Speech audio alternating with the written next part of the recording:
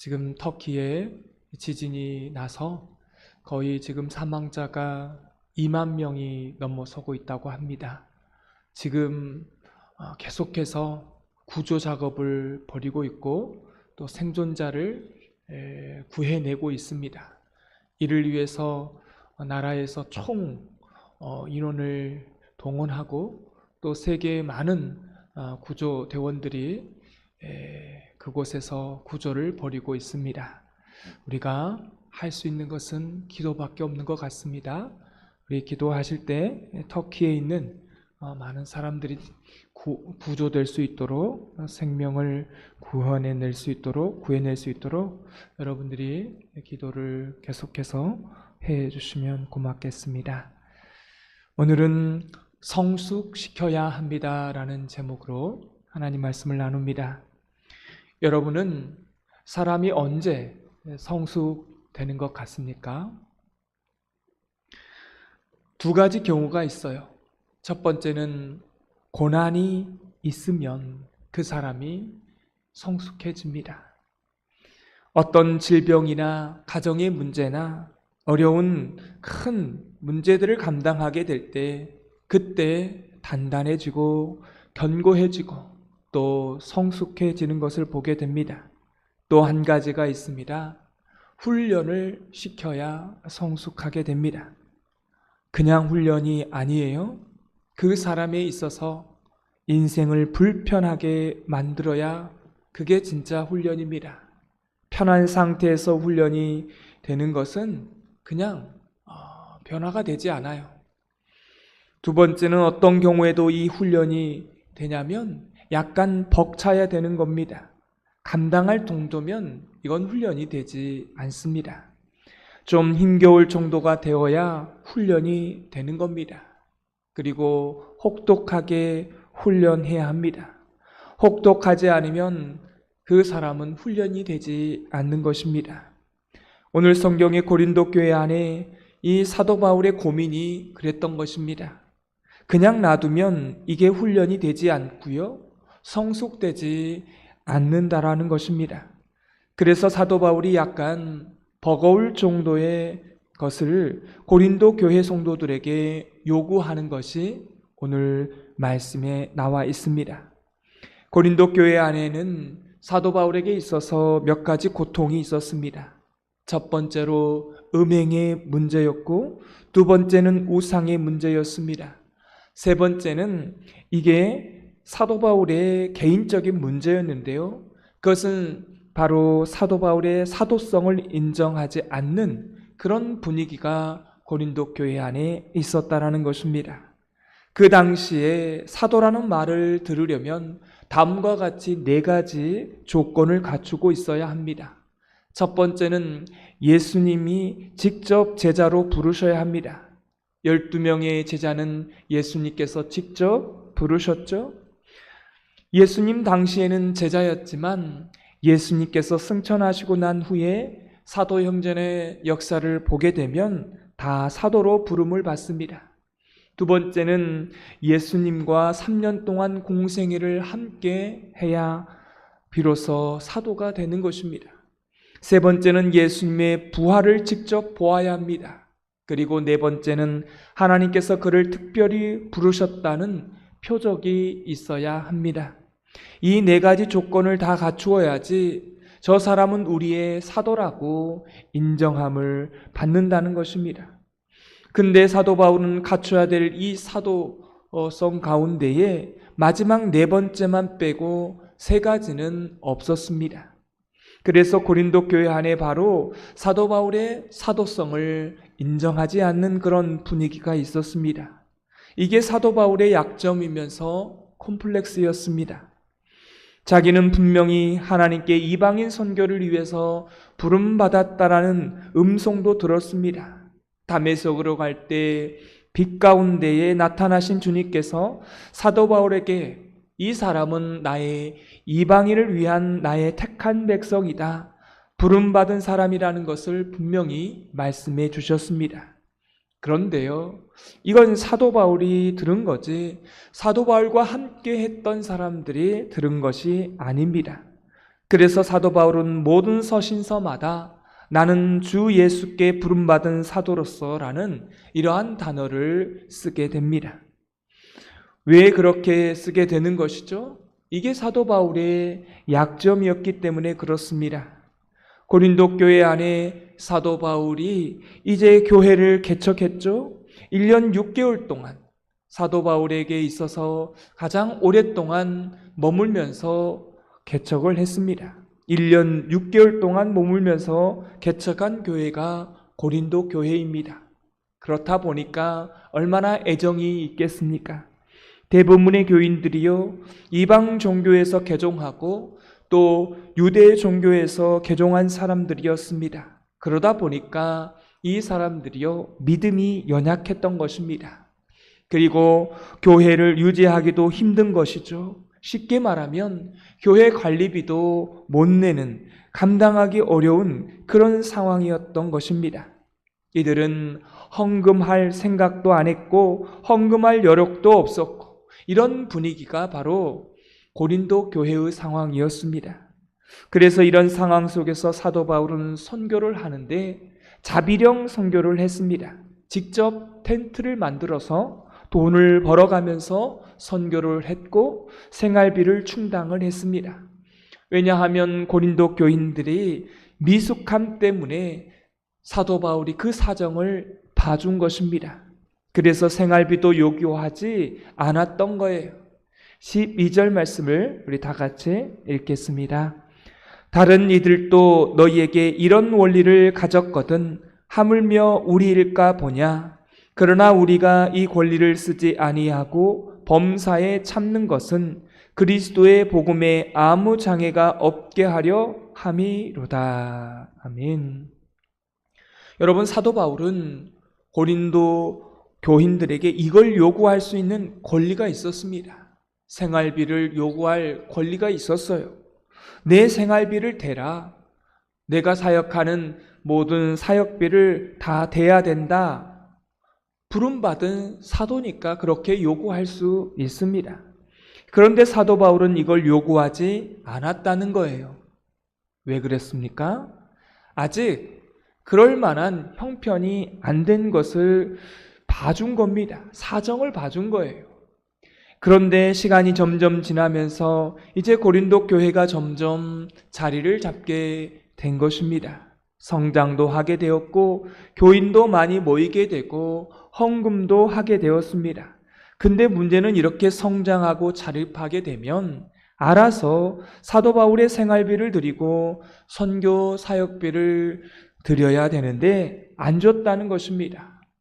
왜 안 줬을까요? 이걸 가르친 적이 없기 때문에 그렇습니다. 미숙한 사람의 특징이 뭐냐면 누군가가 훈련을 시켜야 되는데 가르쳐야 되는데 이걸 가르치지 않은 것입니다. 그리고 더 중요한 것은 이들의 미숙함이 뭐냐면 이 사도 바울의 마음을 못 읽은 것입니다. 이게 상황이 어려우니까 내가 저들의 상황을 봐줘서 생활비와 선교비를 요구하지 않았는데 이 사도 바울의 이 마음을요, 교인들이 이해하지 못했다는 것입니다. 이게 바로 미숙함이었습니다. 이게 고린도 교인들의 모습이었다는 것입니다. 이제 경제적인 여건도 교회 규모도 갖추었는데 이런 일이 일어나지 않으니까 이제 사도 바울이 오늘 성경에 보니까요, 요구했다는 것입니다. 내 생활비를 좀 대라. 내 사역비를 좀 대라 라고 요구한 것입니다. 그래서 오늘 성경 구절의 말씀을 이렇게 인용하고 사도 바울이 말을 하는 겁니다. 9절 말씀을 다 같이 읽겠습니다. 모세의 율법에 곡식을 밟아 떠는 소에게 망을 씌우지 말라 기록하였으니 하나님께서 어찌 소들을 위하여 염려하심이냐. 무슨 말일까요? 일을 시켰으면 그 소가 먹을 양식은 제공해야 된다는 거예요. 그런데 이상한 일이 일어났습니다. 이 말을 하자마자 고린도 교인들이 갑자기 뭐라고 하냐면, 거 봐라. 이 사람이 왜 우리에게 사역비와 생활비를 요구하지 않았냐면 자기가 사도가 아니기 때문에 자기 스스로 그걸 인정해서 우리에게 요구하지 않는 것이 아니냐, 이렇게 말했다는 것입니다. 본래 그런 게 아니었는데 사도 바울은 왜 생활비를 요구하지 않았어요? 저들의 상황을 다 봐준 거예요. 연약하기 때문에, 미숙하기 때문에 그걸 다 봐준 것인데 그거를 오히려 거꾸로 해석을 한 거예요. 뒤집어서 이걸 오해했다는 것입니다. 지가 사도가 아니니까 우리한테 저걸 요구하지 않은 거지 라고 오해를 한 것입니다. 여러분, 이게 우리말로 말하면 이 사도 바울의 입장에서 보면 어떻게 되는 거예요? 미치고 한장을 노르시죠. 밑을 노르신 것이죠. 자기의 그 진실한 마음이 전달이 안 되었던 것입니다. 여기에는요, 이유가 있었습니다. 고린도 교회는 성장했지만 미숙한 교인이었다는 것입니다. 사도 바울의 그 마음을 읽어내지 못한 것이었습니다. 이에 대해서 사도 바울이 이제 변명을 하기 시작합니다. 나는 예수님을 보았기 때문에 사도이다. 1절의 말씀을 그렇게 하고 있는 거예요. 1절 말씀을 다 같이 읽겠습니다. 내가 자유인이 아니냐, 사도가 아니냐, 예수 우리 주를 보지 못하였느냐, 주 안에서 행한 나의 일이 너희가 아니냐. 사도 바울이 예수님을 어디서 봤습니까? 사도 바울은 다메섹에서 봤죠. 그래서 이 말을 굳이 하는 겁니다. 내가 사도다. 그 다음에 뭡니까? 그러므로 나의 생활비와 사역비를 제공해야 된다. 이 말을 하고 싶었던 것입니다. 그 다음에 2절을 또 말씀하고 있어요. 다른 사람은 몰라도 고린도 교인들을 너희들은 나의 사역비와 생활비를 대야 된다는 거예요. 왜요? 내가 개척한 교회니까. 이걸 2절에 말씀하고 있고요.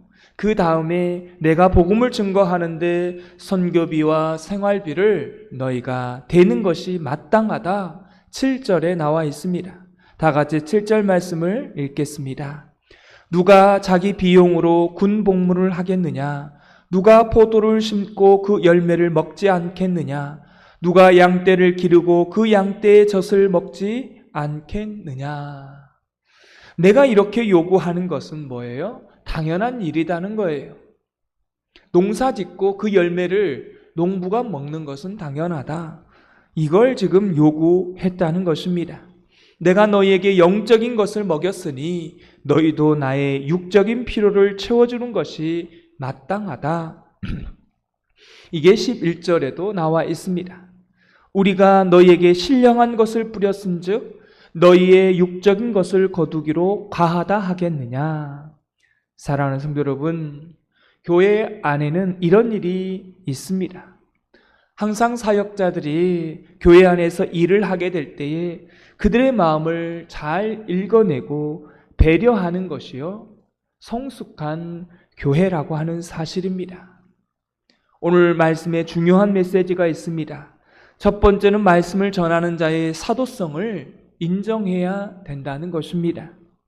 여기서 사도라고 하는 것은 어떤 계급을 말하는 게 아니라 저 사람을 하나님께서 보내셔서 그 귀한 하나님의 말씀을 나에게 선포하게 하셨다. 이걸 인정해야 된다는 것입니다. 여러분, 그래야 말씀이 들립니다.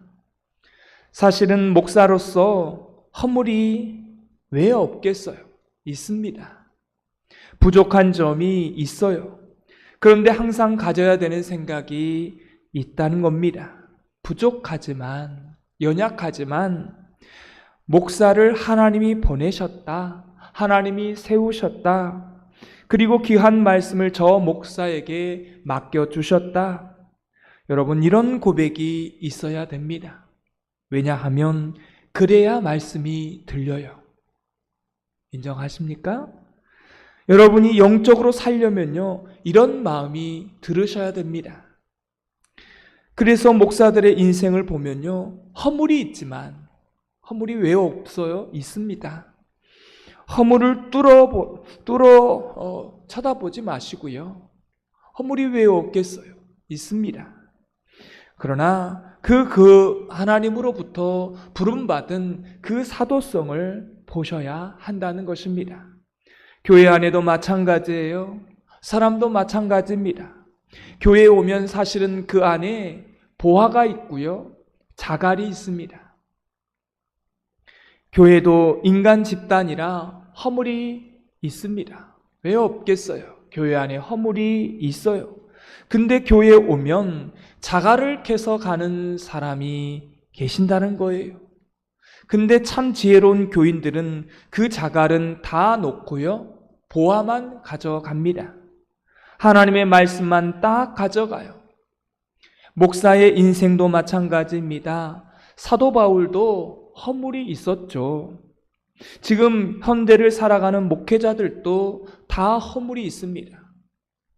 그러나 여러분이 저의 인생과 저의 목회를 볼 때에 항상 이 자갈을 보고 자갈을 가지고 가지 마시고 또 쓸모없는 이 자갈을 가지고 가면 뭐 하시겠어요? 그 대신 뭘 가져가라는 거예요? 보화를 캐내서 가져가라는 것입니다. 저 사람은 하나님이 세우셨다. 부족하지만 하나님이 세우셨다. 저 입술을 통해서 선포되는 그 말씀이 나의 생명의 양식이다. 이게 첫 번째 오늘 말씀의 정신입니다. 사도 바울이 생활비와 자기 선교비를 굳이 타내려고 했던 목적이 아니라 나의 사도성을 인정하라, 이걸 말하고 싶었던 것입니다.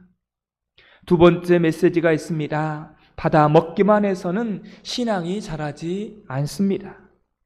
항상 여러분 교회 안에서도요, 누가 강자이고 누가 약자일까요? 영적으로 보면 제가 분명히 선포합니다. 섬김을 받는 사람이 약자이고요, 섬기는 사람이 강자입니다.